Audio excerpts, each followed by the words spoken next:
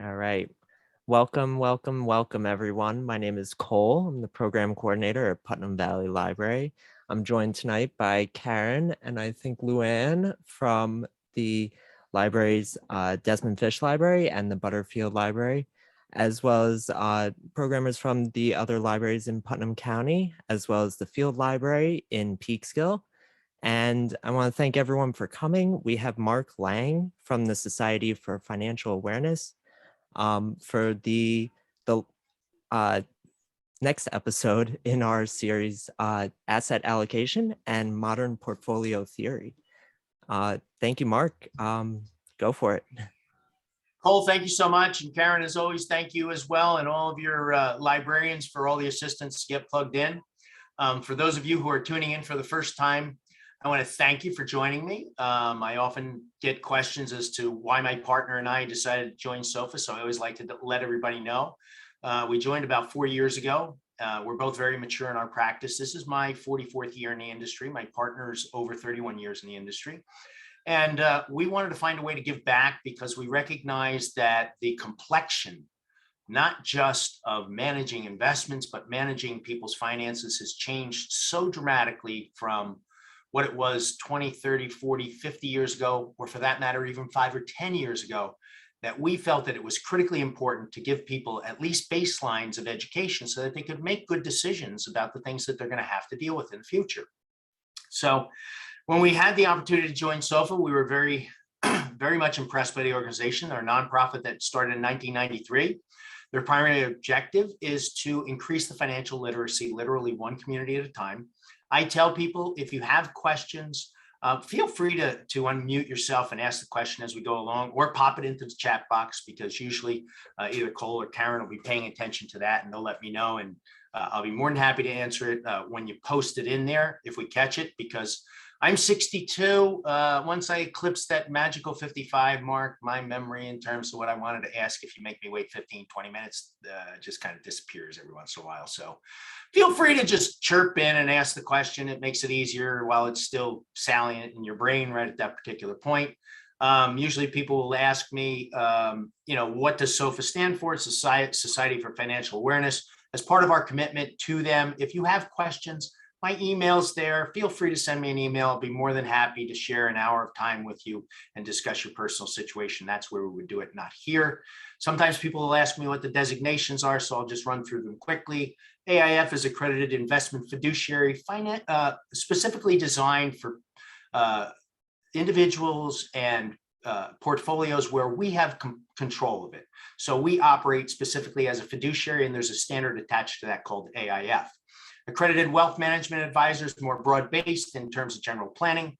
Chartered Retirement Planning Counselor, CRPC, specifically is retirement planning. CRPS is Chartered Retirement Plans Specialist, where I design plans for companies and small businesses. And RICP is Retirement Income Certified Planner, where we talk specifically about retirement planning today, which, by the way, has changed so dramatically from when your parents were planning retirement that it isn't even funny. So thank you all for joining me. Let's get started.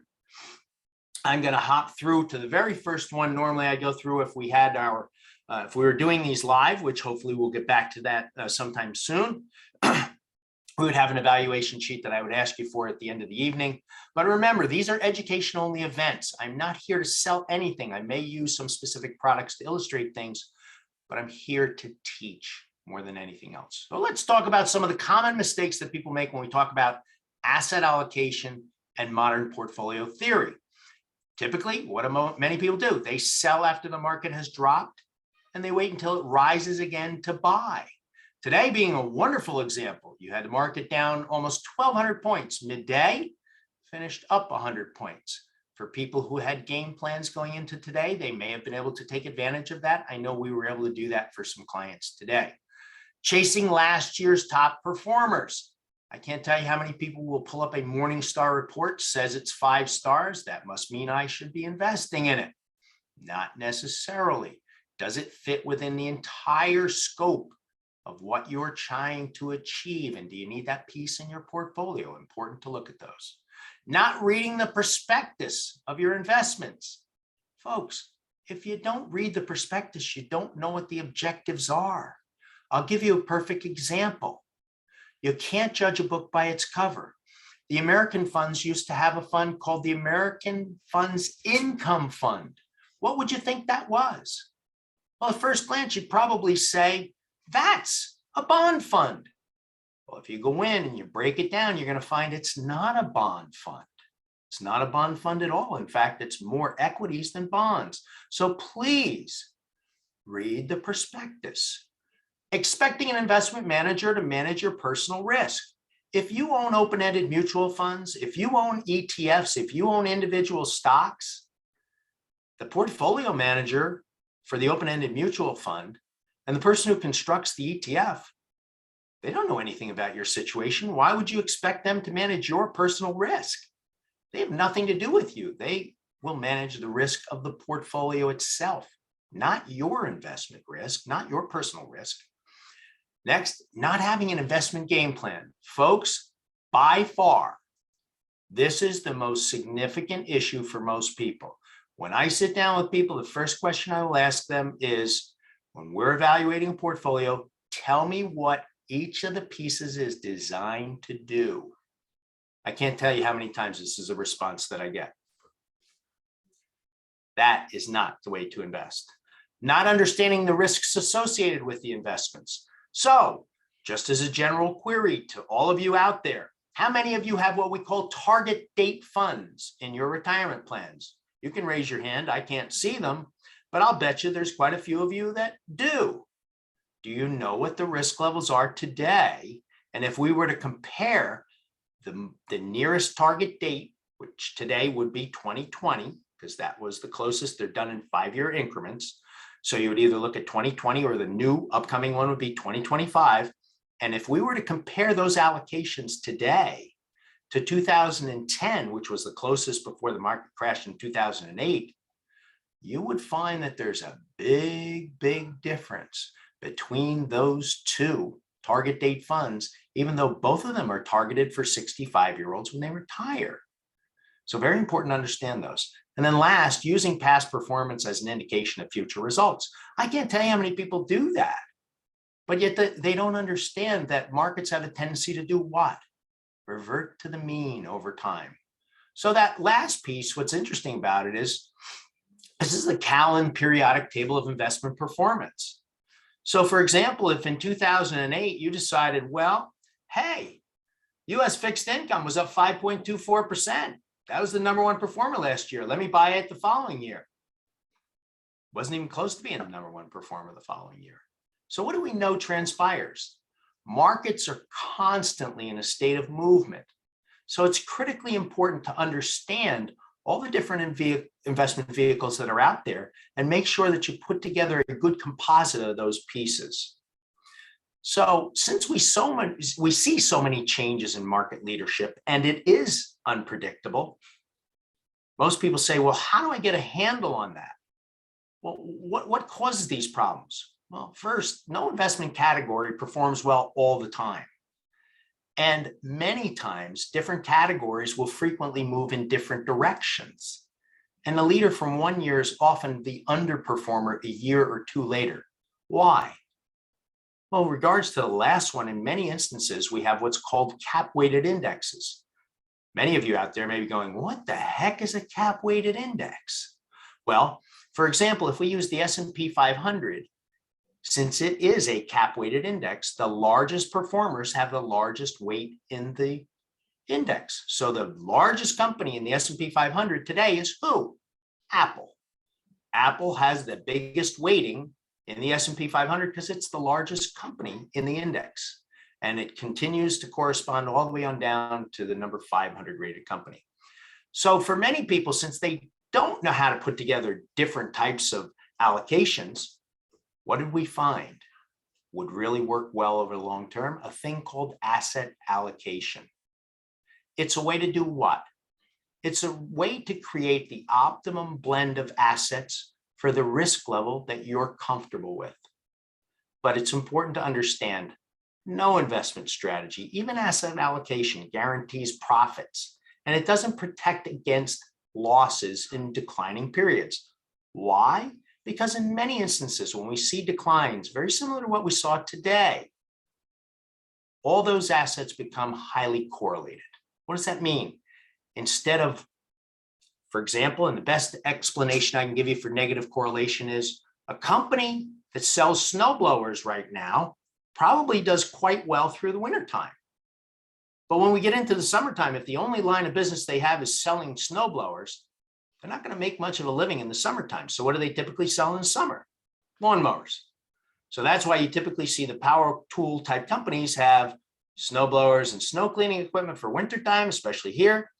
And then in the summertime, they have lawn mowing equipment and things to fit that side. So important to create negative correlation in the portfolio so that when you have one underperformer in one area, you hopefully have another one that performs better in another area.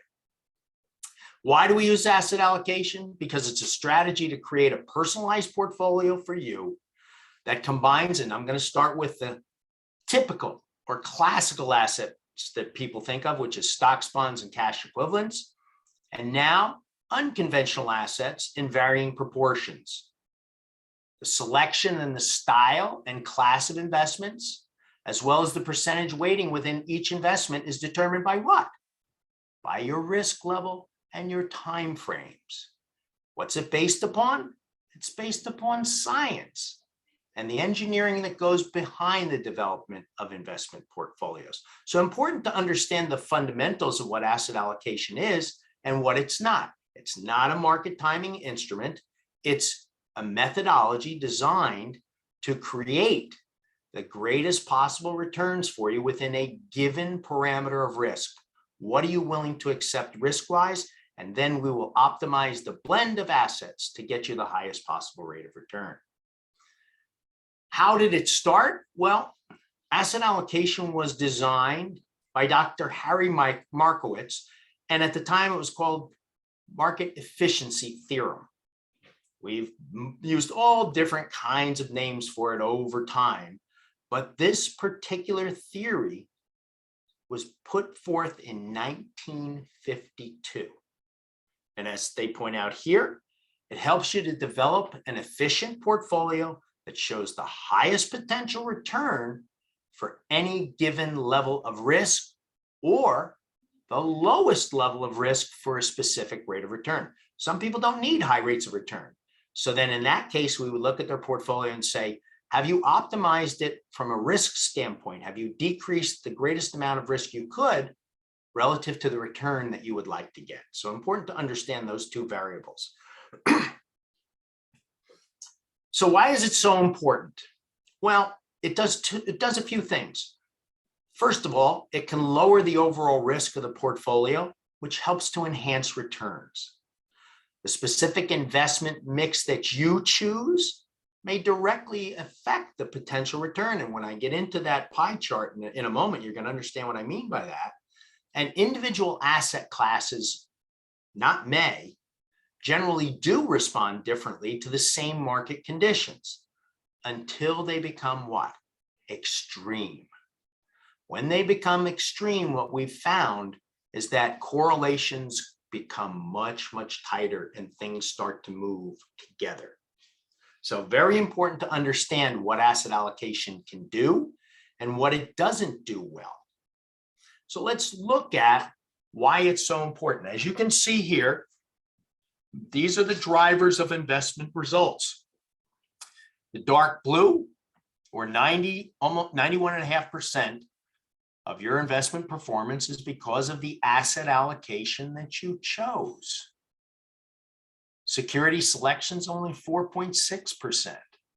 Market timing 1.8%. And other factors such as the actual investment you chose and its quality has another factor of 2.1%. So you can see the largest variable to determining your success is the asset allocation that you use to drive your investments moving forward. Let's talk about the traditional asset classes. Most people are familiar with them. Stocks, bonds, and cash equivalents. For many years, these were the only things that anybody would talk about with regards to investing. But over the last few years, what have we seen? We've seen many more unconventional asset classes get added into that allocation pie. Real estate, commodities, and alternatives. Alternatives can be everything from swaps to options to exchange traded funds to inverse related ETFs to global macro strategies. So there's a plethora of different options for you to invest in, and mixing and matching those things to find the right balance for your portfolio is critically important for people. The last thing I'm going to tell you, though, with regards to commodities and alternatives, I'll start first with commodities. Almost every person, if I say, hey, would you like to have some commodities in your portfolio? Do you think they go yes or no? Most people go, no, I don't want commodities in my portfolio. Why? Because they're highly volatile. However, when you get an environment like we're in today, where you see rapidly rising interest rates, how do these asset classes typically perform? Well, historically, when we have really bad periods of time in the markets, commodities have a tendency to perform very well. And during highly inflationary periods, commodities have a tendency to do extremely well. Why? Because most of them are very finite. So if we have a period of time where inflationary prices are going up and you only have a certain amount of real estate, prices are going to go up. If you only have a certain amount of commodities, prices are going to go up. Why? Because those inflationary pressures makes those things that are more scarce worth more dollars. The alternatives generally are far less liquid and in many instances can be far more volatile. So if you're going to add those components into your portfolio, it's very important to understand what are the risk parameters that are attached to those pieces. Because if you don't understand them, you may get rudely awakened by how volatile they can be, not just on their own, but how they can impact your overall portfolio. So very important to be aware of those. But the real key for most people is finding the right mixture. And so a lot of times they'll say to me, well, Mark, what are the key elements that goes into finding the right mix? And I tell people it's what's the expected rate of return that you think you're going to need to achieve your objectives? What's the time horizon that we're talking about?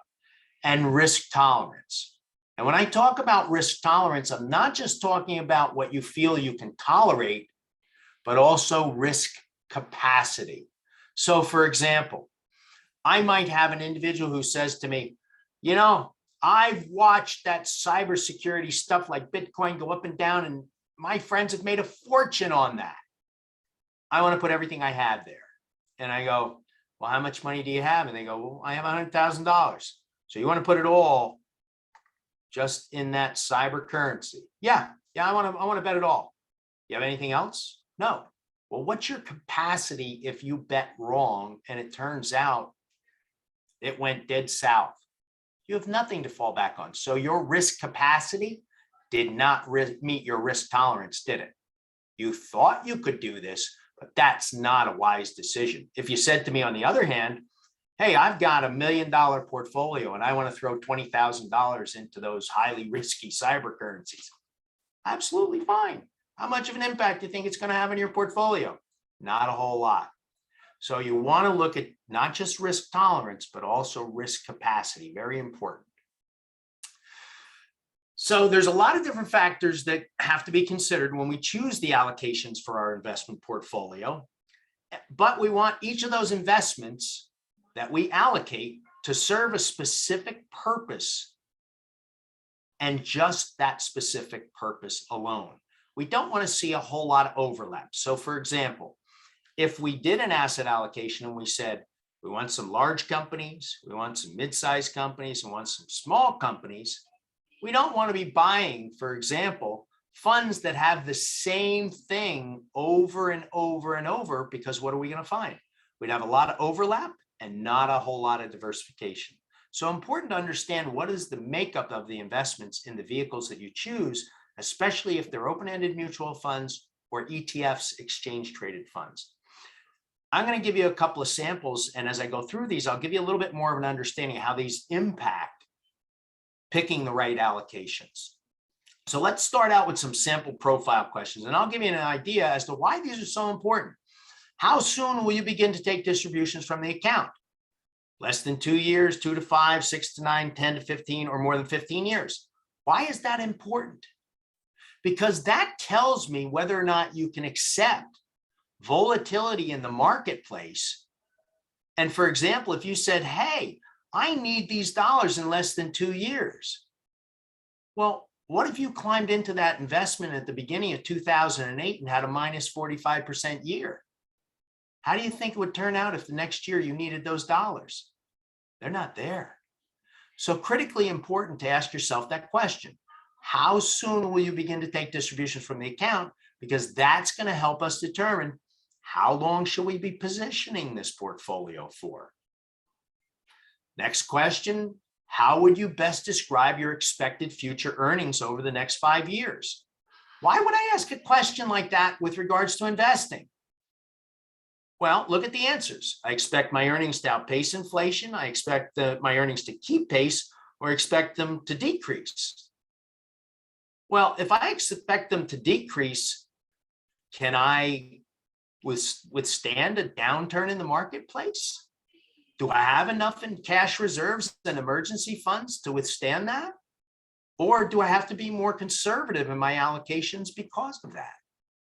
So important questions to help us make a determination of where we should allocate dollars.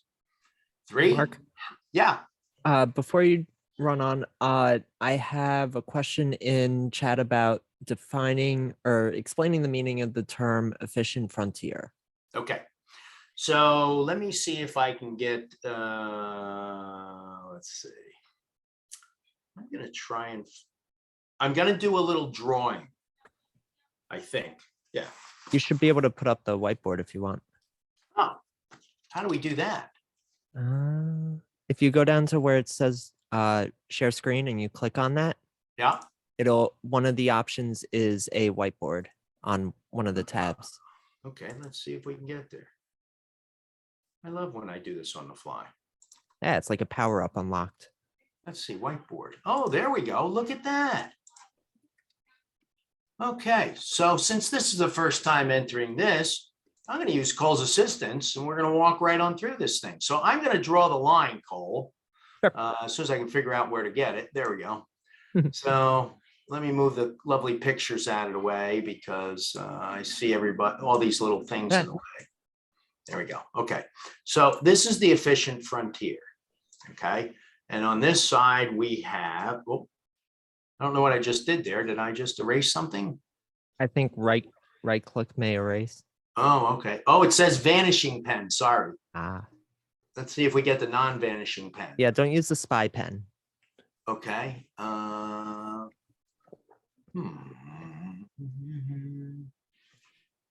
Will that work? Maybe. Let's try. Oh, yeah. Okay.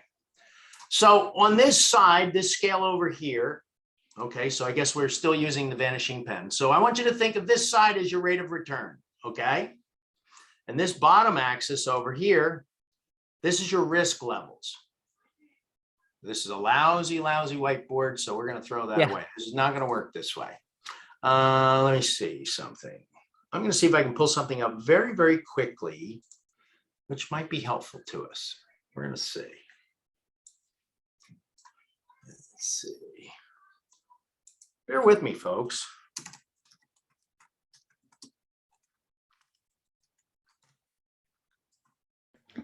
We're enjoying your beach, not to worry. This is it's always fun when when you get a chance to do things kind of on the fly. I think it's always very, very helpful. So here's one that I'm going to see if we can pull this up. And of course, you're not going to do it the way I want you to. There it is. Okay, so let's pull this over here. Seriously? Okay, this is the efficient frontier, folks. On the left-hand side, and can everybody see this? It's not sharing yet.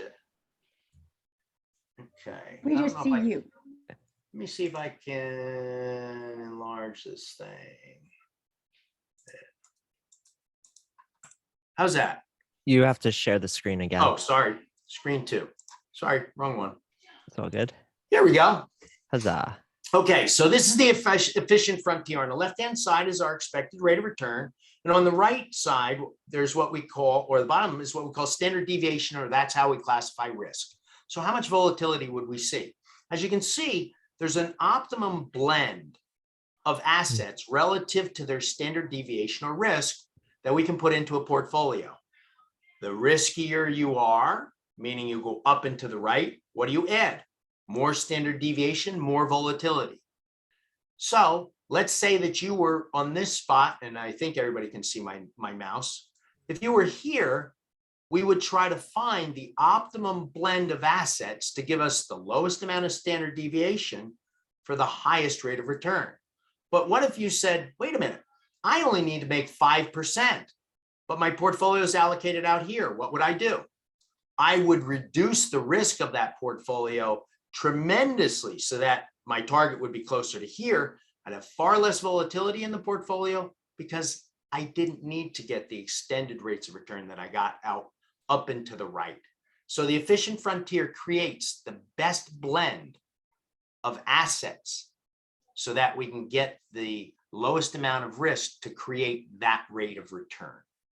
The further we go to the right, the higher the risk level is that you're going to have to take on. So hopefully that answers that. And I saw we had a second one.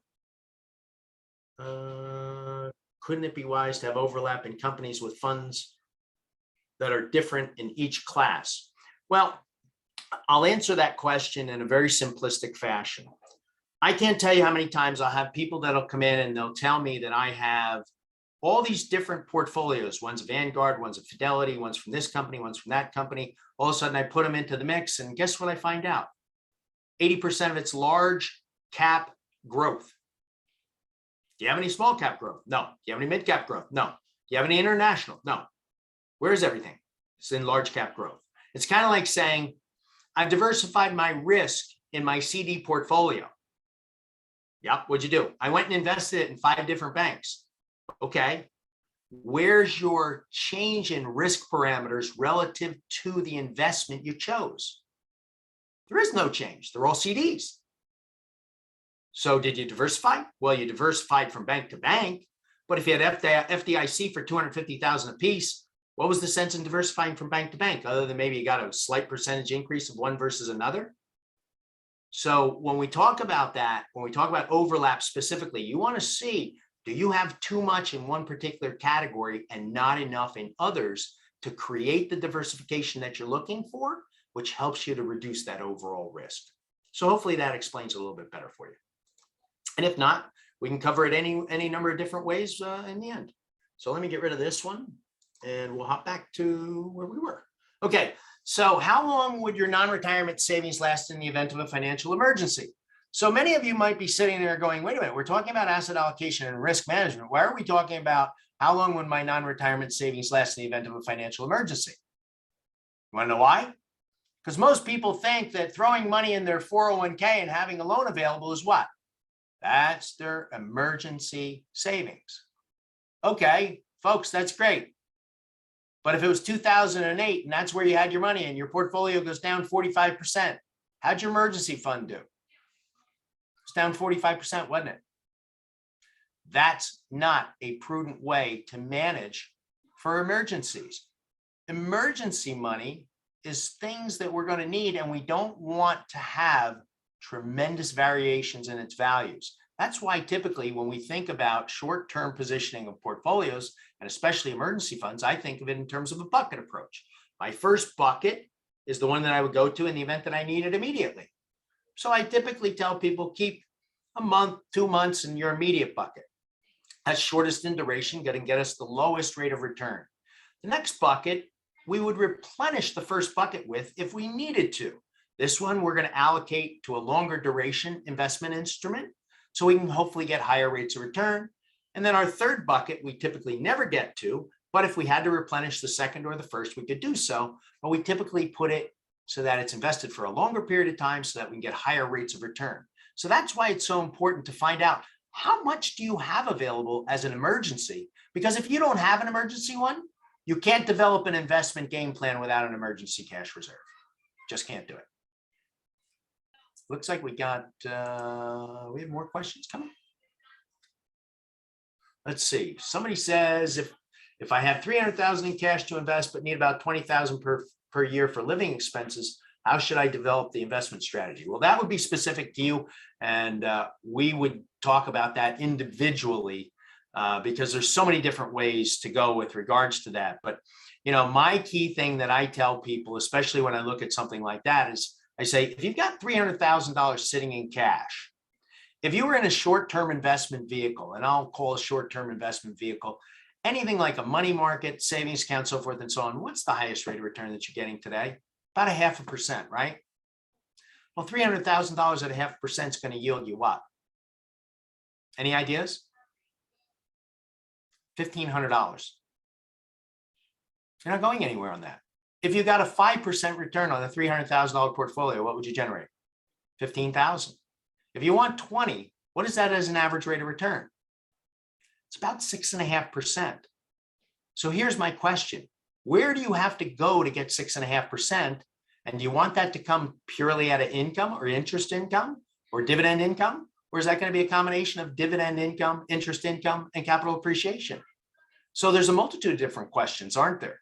And it's going to be unique to your particular situation. Next, about how much of your monthly income do you use to pay installment debt? Well, I'm hopeful that the first answer that I get is the one that I would always get. I have no installment debt. Because I'll tell you what, if I get the last one, more than 50% of my monthly income is oriented towards installment debt. Let's not talk about building an investment portfolio. Let's talk about getting that debt situation, which is destroying your ability to build financial independence for the future because of the fact that you're doing what?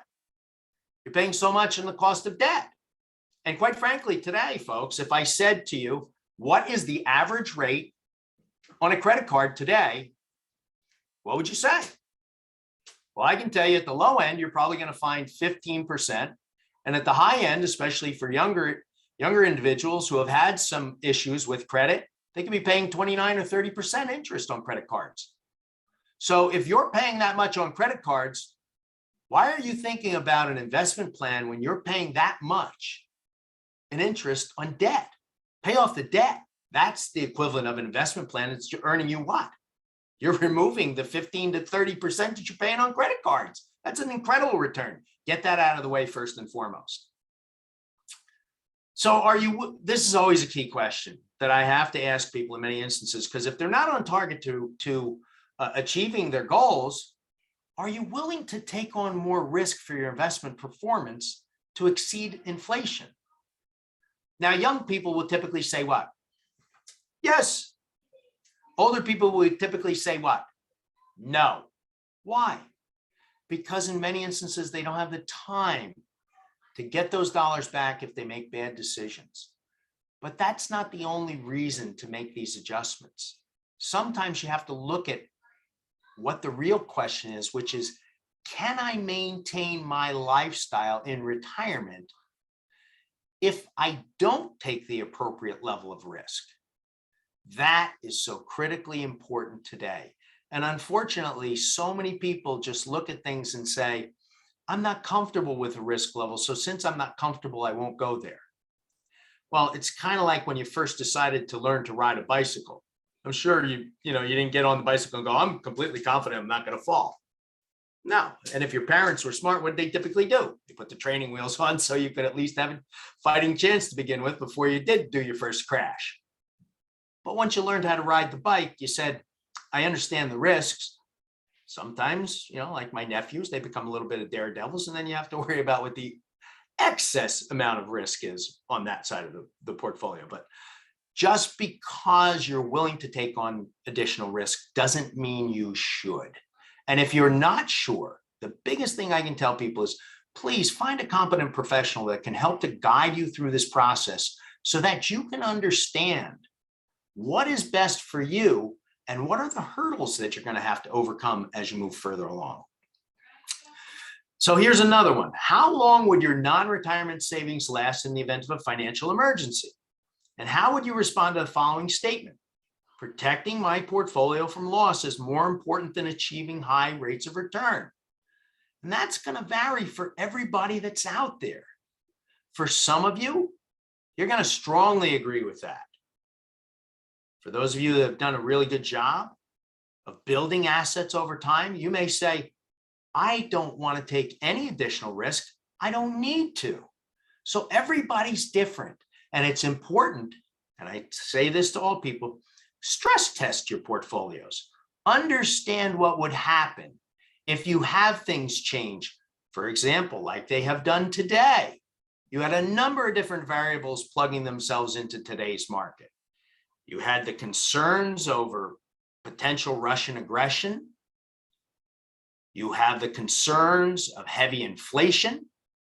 And you have the concerns of a market that sells at some very extended multiples, not just on a relative basis, but based upon historical metrics. So these are all pieces that go into that equation. And if it's not something that you do specifically, find somebody who's a professional that can help you with that, because it will really, really give you a lot of peace of mind if you get together with the right person and get your portfolios designed properly to begin with. Here's some key questions. From an original investment of $40,000, your portfolio grows to $80,000, suddenly drops by 20% or $16,000. How do you react? Are you going to sell the entire investment? Are you going to make no adjustments? Are you going to purchase additional shares? What are you going to do to try to avoid the investment that may drop 20%? Is that important? Those are all questions you need to ask yourself beforehand. Conversely, let's say that this same portfolio, now it's worth $64,000, drops another 15%. You're going to sell it out? Going to make any adjustments? You're going to add to it? What are you going to do? You have to develop these game plans beforehand. And it's very important to convey them to the advisor you work with.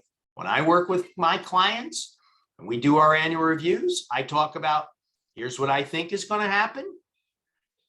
What happens if it's better than expected?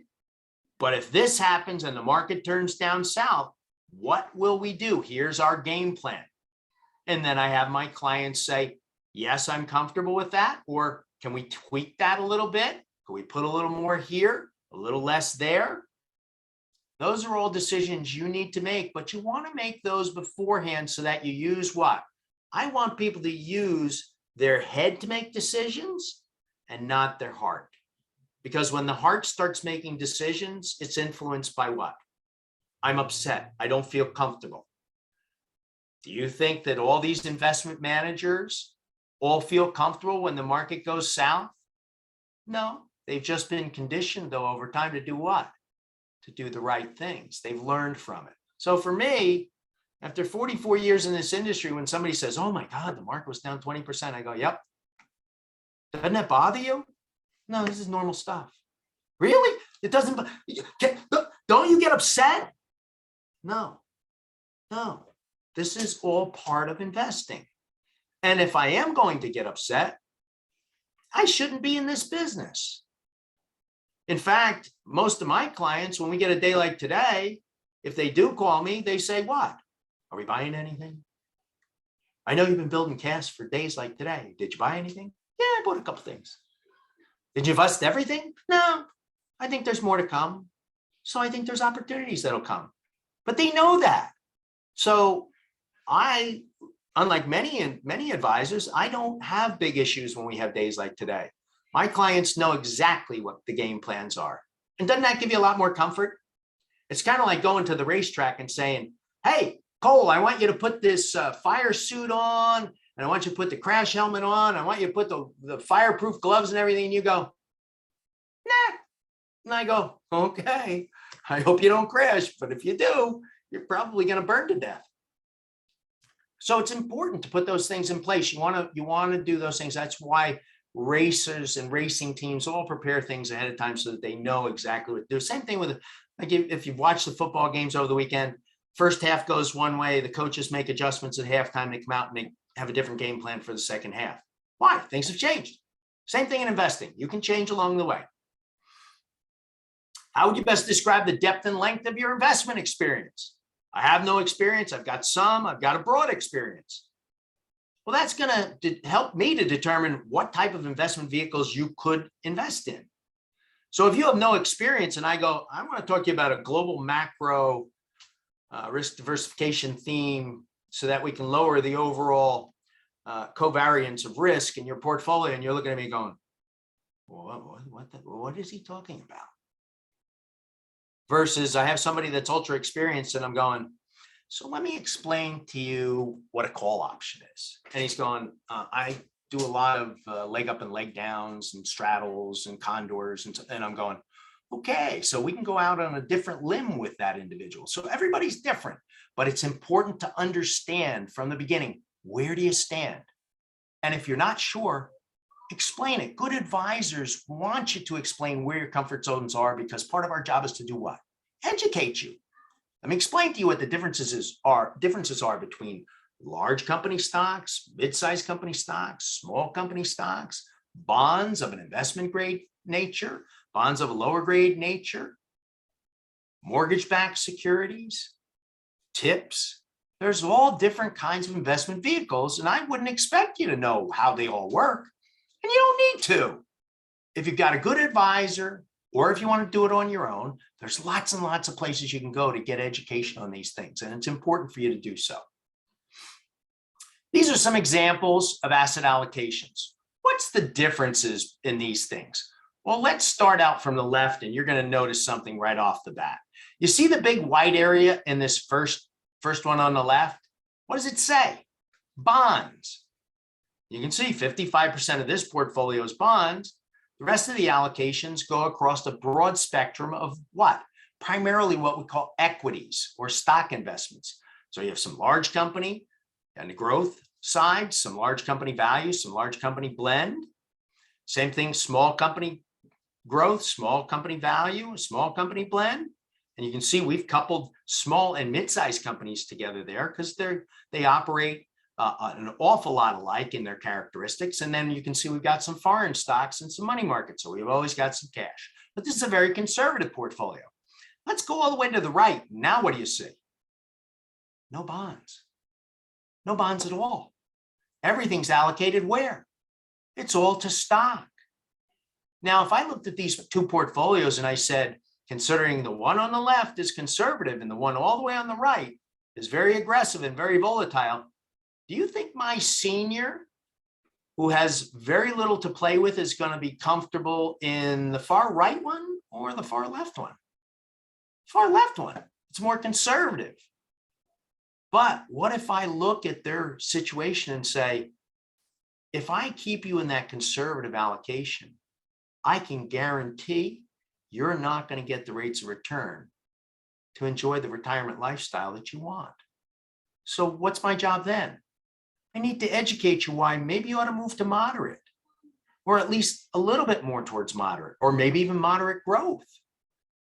It's important to understand the variables and how they work. And many times, if I have someone that's new to investing, we'll spend a good hour or 2 hours just going over the different types of investment vehicles that there are out there so that they can get an understanding, kind of wrap their head around it a little bit. Because for most people, this is extremely nebulous stuff. Why? It's intangible. It's kind of like the first time somebody said, we're going to store your stuff in the cloud. Really? You're going to store it in the cloud. How are you going to do that? Do you just like transmit it up there? And I had no idea what they were talking about. Now, when they say, oh, it goes in the cloud, I go, okay, I know exactly what the heck you're talking about. But prior to that, I didn't know what anybody was talking about when they said the cloud. Now, if you say it today, I bet you everybody knows that. Excuse me. So very important to understand that there's a whole different type of investing that you can do just from an allocation standpoint. Number one, what's the other thing that you don't see here? Did I bring in any of the non-traditional assets in these allocations? No, you don't see any real estate in here. You don't see any commodities in here. You don't see any alternative investments. So if I added those, guess what? I'm going to add a whole bunch of additional categories here, aren't I? Well, do you remember the second slide that I had the Collier table, that had all the different investment categories. There's a lot of them. So folks, as I tell people, this is not the time to go, I don't know what I'm doing. I think I'll just throw it together myself. No, please don't do that. Find a professional to help you, because as I often like to say, you're swimming in a tank that's filled with sharks. And guess who they feed on most of the time? People who are uninformed and uneducated.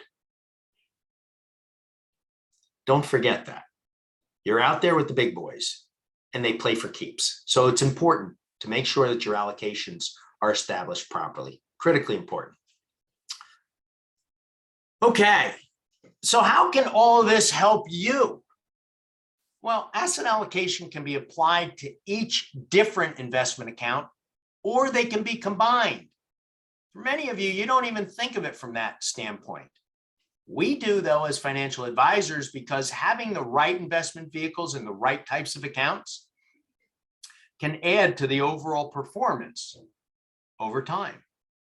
We can take advantage of the unique characteristics of the different types, whether they be qualified or non-qualified accounts. As I said before, risk tolerance and risk capacity are critically important parts of risk assessment. You can't do one without the other. And if you don't know how to do this, please meet with a financial professional to review your portfolio and profiles to ensure that your allocations and risk management fit your goals. Any competent professional will be more than happy to sit down with you to do that.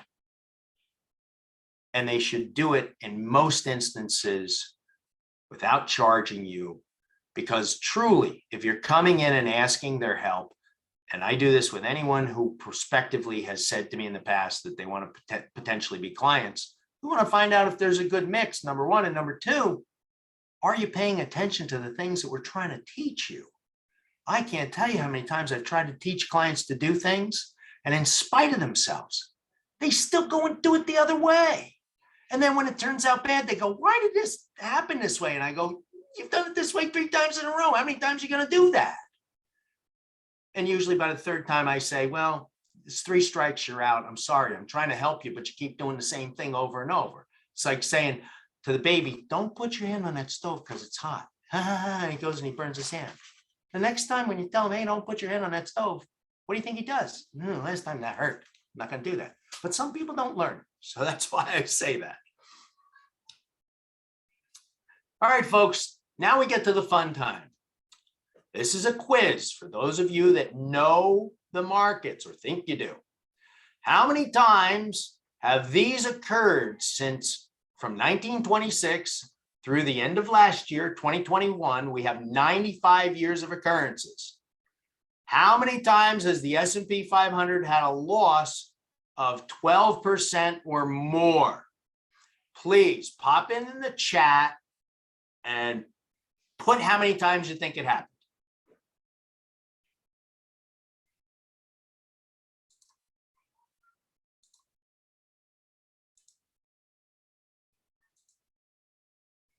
Oh, Mohan says 3.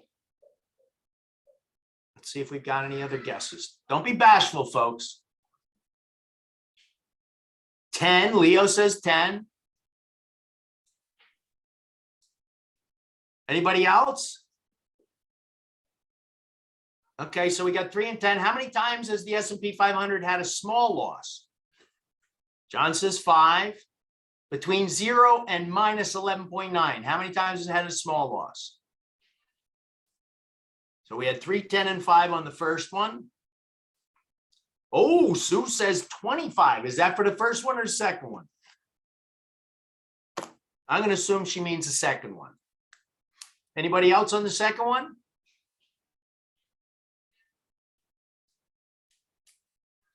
How many times has the S&P 500 had a small gain between 0 and 11.9%? We have another one at 25. Okay, how many times has it had a small gain between 0 and 11.9?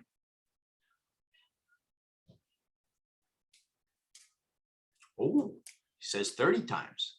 Okay. Progress says 10. Oh, you guys are getting better. All right, folks, here comes the last one. Remember, you got, Mohan says 50 times. How many times the S&P 500 had a gain greater than 12%? 10, 35. John says 2.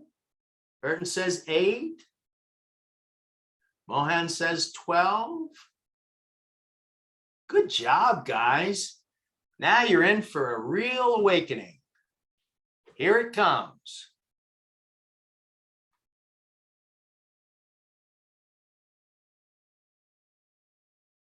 Big loss of 12% or greater 7 times. 0 to minus 11.9, 18 times.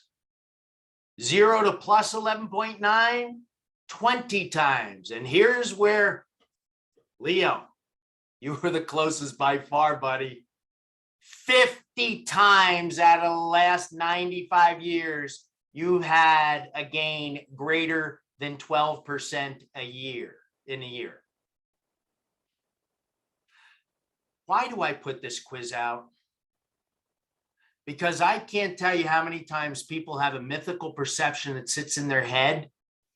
And then when I show them the numbers, they go, get out of here.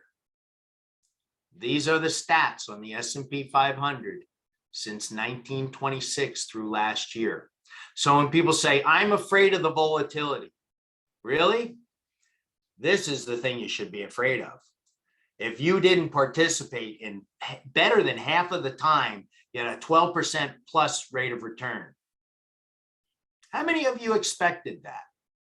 I'll bet you not many. So this is the great part about this particular program, is getting people to understand why it's important to develop good asset allocations that help you to get the money that you have invested in places that gives you an opportunity to get the kind of performance that you want to get. But here's the key thoughts.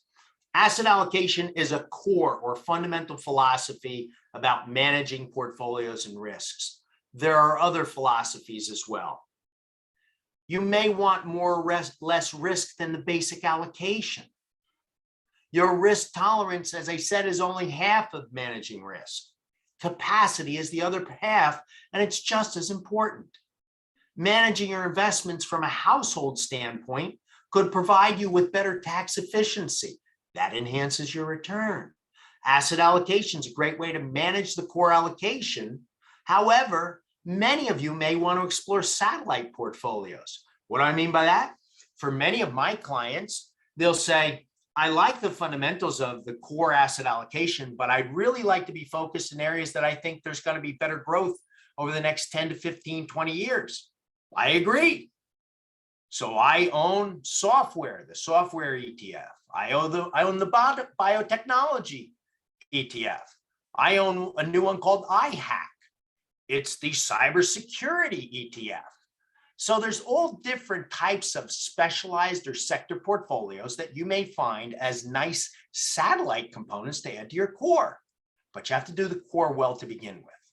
And then last, putting the correct asset classes in the appropriate type of account can increase portfolio efficiency. Why? Because I may be able to rebalance the portfolios in a tax efficient manner by having them in the right places. So all these pieces kind of go together. This is really simple stuff, isn't it, folks? By the way, this is at a high level tonight. We could get in much, much deeper, but I wanted to keep this at a high level. For those of you with retirement portfolios, all of this asset allocation in this presentation is oriented towards portfolio accumulation strategies. These are not income strategies. Income strategies today, especially for those who need higher levels of income, are far more sophisticated. Why? Because when I started doing planning back in the early stages of 1980s, oh boy, that's going back a long way. When I talked to people about an investment grade portfolio at that time, you could have been talking about getting between 5.75% and 6.5% out of an investment grade portfolio. What does that mean?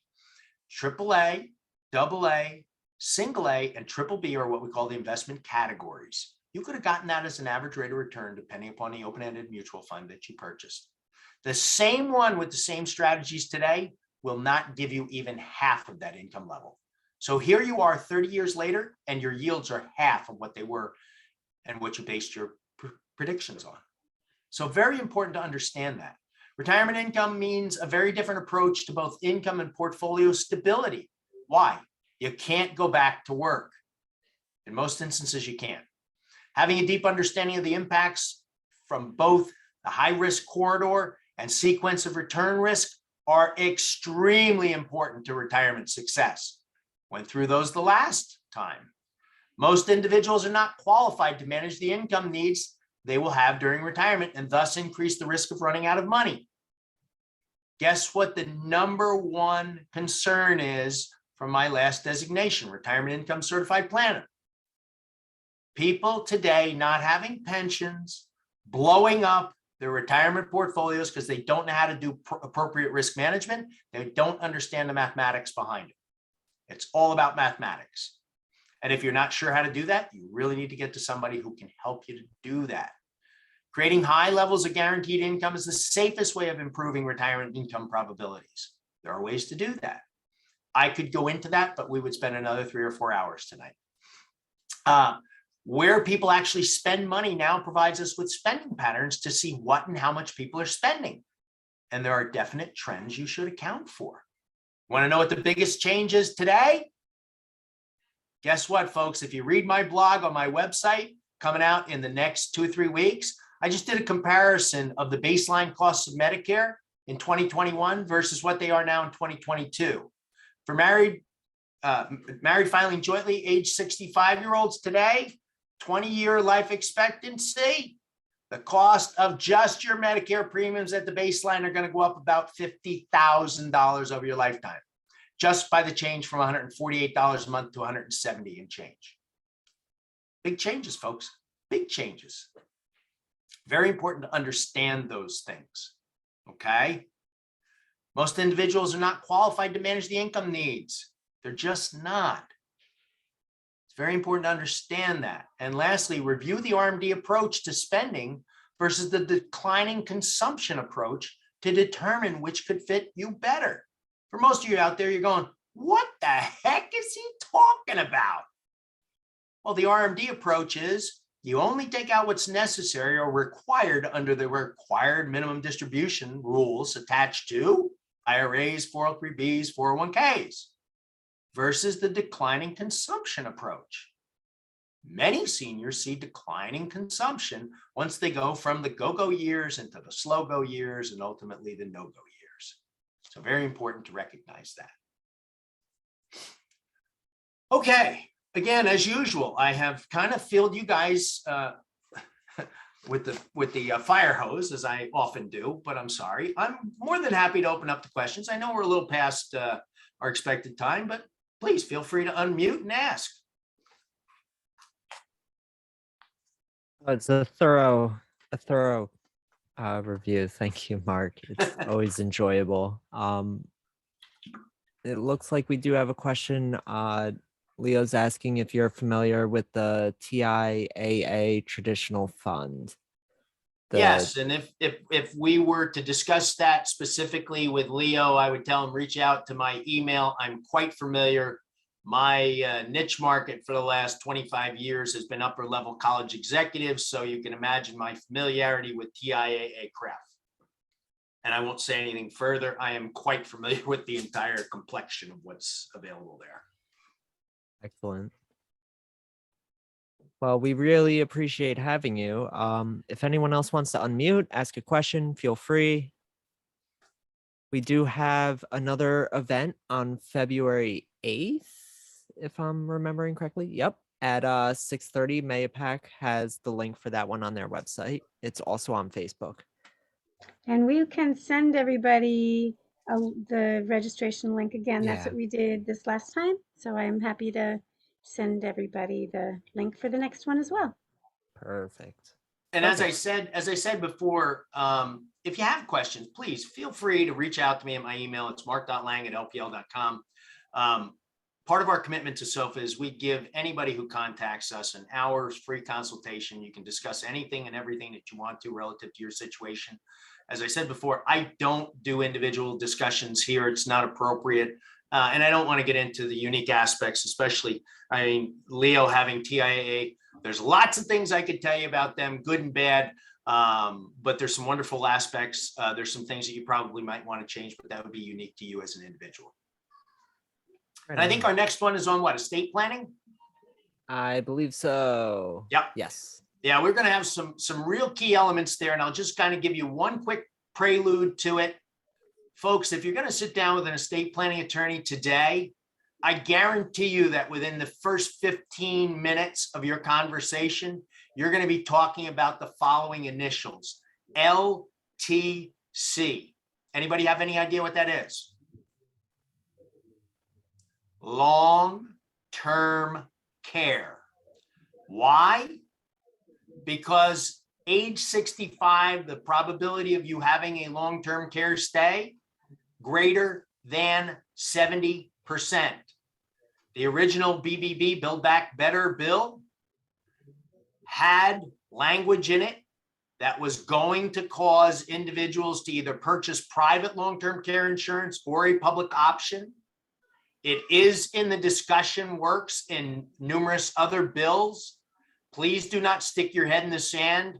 It will be addressed. I'm not sure when. The reason for it is because many people become indigent and they wind up going onto the Medicaid rolls. Who picks up the tab? That's right, the federal government. Who picks up the tab? That's right, you and I. We're paying for those. So what's happening is we're recognizing that, quite frankly, we have 11,000 baby boomers that are going on to Social Security rolls every day for the next 10 years. Many more people will be going on to the Medicaid rolls for what? Long-term care. If you have not had to deal with it in your family, and I have, I've dealt with both Parkinson's and Alzheimer's and the issues associated. Your estate planning attorney is going to have a rude awakening for you, because one of the first questions is going to be, when this occurs, who will be taking care of those individuals?